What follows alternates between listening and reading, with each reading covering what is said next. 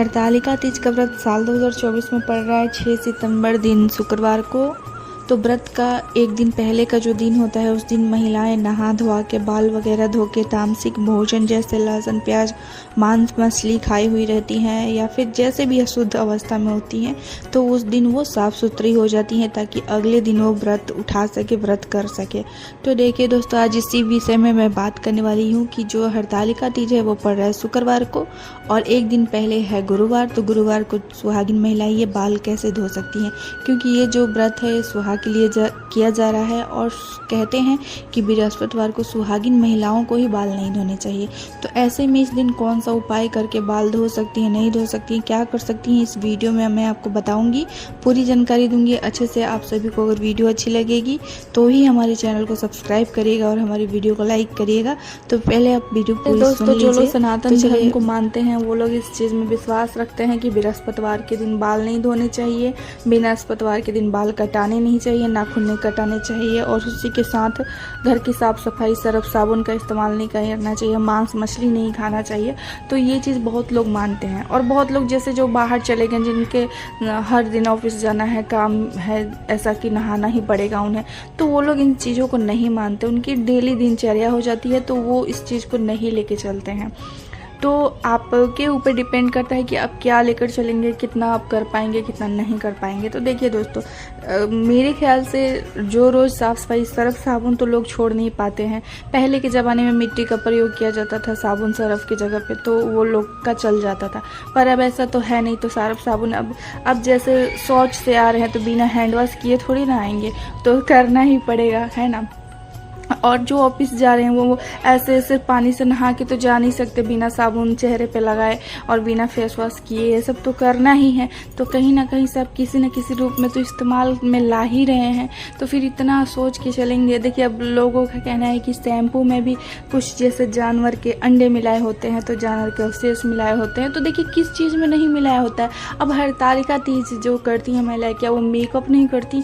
Makeup में क्या नहीं मिला होता है आप बताइए। मेकअप में बहुत सी ऐसी चीज़ें मिली होती हैं जो कि अब क्या मैं बताऊं। तो आप जाके गूगल कर लीजिएगा कि मेकअप की जो चीज़ें बनती हैं वो कैसे बनती हैं। तो हर चीज़ का इस्तेमाल आदमी कर रहा है, इतना लेके लाइफ में चलेगा तो नहीं हो पाएगा। तो देखिए, व्रत के एक दिन पहले साफ़ सफाई, बाल धोने का, इसलिए देखिए किसी भी शास्त्र में ये नहीं लिखा कि किस दिन बाल धोएं किस दिन नहीं धोएं। पूर्णिमा के दिन कहा जाता है, पूर्णिमा अमावस के दिन, क्योंकि उसका वैज्ञानिक कारण भी है। तो उस बारे में हम डिटेल में कभी किसी और वीडियो में बात करेंगे। फिलहाल देखिए इस दिन बृहस्पतिवार के दिन देखिए डिलीवरी जिसकी हुई है उन लोगों की छुट्टी होती है, वो लोग बाल धो सकती हैं। जिनका पीरियड का लास्ट डेट है, मतलब पीरियड में धोना है तो वो धो सकती हैं बृहस्पतिवार को, सुहागिन महिलाएं। बाकी ऐसे नॉर्मल डेज में नहीं धोना चाहिए बाल सुहागिन महिलाओं को। और जो कुंवारी कन्याएं हैं उन्हें तो ज़रूर ही बाल धोने चाहिए बृहस्पतिवार के दिन, क्योंकि उससे क्या होगा कि जिनके शादी में लेट हो रहा होगा ना, तो उनकी शादी फटाफट से तय होगी। जो बृहस्पतिवार को बाल धोती हैं, जिनके शादी में लेट हो रहा है, वो फटाफट से बाल धोना शुरू कर दे बृहस्पतिवार के दिन, और देखिए कैसे उनका लगन उठता है और शादी का योग बनेगा और फटाफट से शादी तय होगी। तो कुंवारी लड़कों के लिए है कि बृहस्पतिवार को बाल धोएं, सुहागिनों के लिए नहीं है। और डिलीवरी में, पीरियड में छुट्टी होती है। और चलिए अब व्रत में नॉर्मल जो डेज हैं उनकी बात कर लेती हूँ। तो देखिए, व्रत के एक दिन पहले साफ़ सुथरा होना होता है, तन से, मतलब अंदर से भी बाहर से भी। उस दिन तामसिक भोजन, लहसुन प्याज मांस मछली सब छोड़ देते हैं और बाल वगैरह शैम्पू करके नहा के एकदम फ्रेश ठीक ठाक हो जाते हैं। ये जो व्रत है ये पड़ रहा है शुक्रवार को, गुरुवार को नहा धोआ के तैयार होना है। कहते हैं कि व्रत के दिन पहले ही बाल धो लेने चाहिए, लेकिन ऐसा कुछ नहीं है। देखिए, व्रत में बाल धोने के बाद भी तो आप खा ही पी रहे हैं, तो एक तरह से आप अपना तो जूठा ही कर लिए हैं। तो देखिए, इसमें आप एक चीज़ कर सकती हैं कि जिस दिन आप व्रत रख रही हैं उसी दिन आप सुबह में तो नहाएंगी पूजा पाठ करने के लिए, व्रत का संकल्प लेने के लिए। तो हमारे तरफ तो ऐसा भी है कि बृहस्पतिवार के दिन महिलाएं जो है वो तेल नहीं छूती, तो सिंदूर नहीं लगाती। सिंदूर लगाएंगी तो तेल नहीं, तेल लगाएंगी तो सिंदूर नहीं। तो तेल के बिना तो चल जाता है पर सिंदूर के बिना नहीं चलता, तो सिंदूर ज़रूरी लगाती है। तो बहुत सी चीज़ें मानने के लिए अगर माना जाए तो, और नहीं माना जाए तो कुछ भी नहीं है, लेकिन कुछ चीज़ें जो होती हैं माननी चाहिए। तो देखिए, व्रत में आपको सुबह कुछ खाने पीने के लिए, सरगी के लिए तो उठना ही है।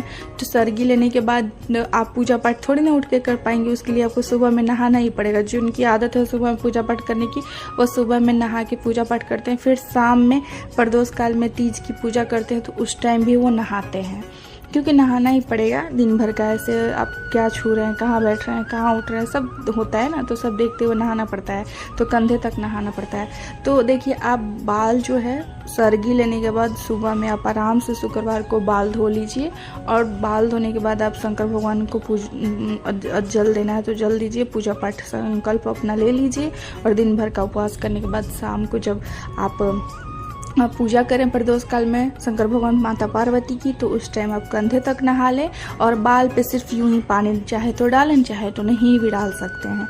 तो ये विधि आप कर सकते हैं। बाल देखिए धोने का कहीं मना ही नहीं है। बाल धोने का शैम्पू वगैरह जैसे आप नहीं, अगर आपके पास और जैसे हर्बल शैम्पू है तो आप उसका इस्तेमाल कर लीजिए, या तो फिर आप रीठा से बाल धो लीजिए, सतरीठा आता है उससे आप बाल धो लीजिए ज़्यादा आपको लग रहा है तो। और अगर आप शैम्पू से भी बाल धोते हैं तो आप कुछ मत करिए, बस थोड़ा सा कच्चा दूध में गंगा जल मिला के और अपने बालों में लगा लीजिए, मिला लीजिए, और उससे एक बार बाल धो लीजिए। बस आपका सारा जो छूत है वो मिट गया।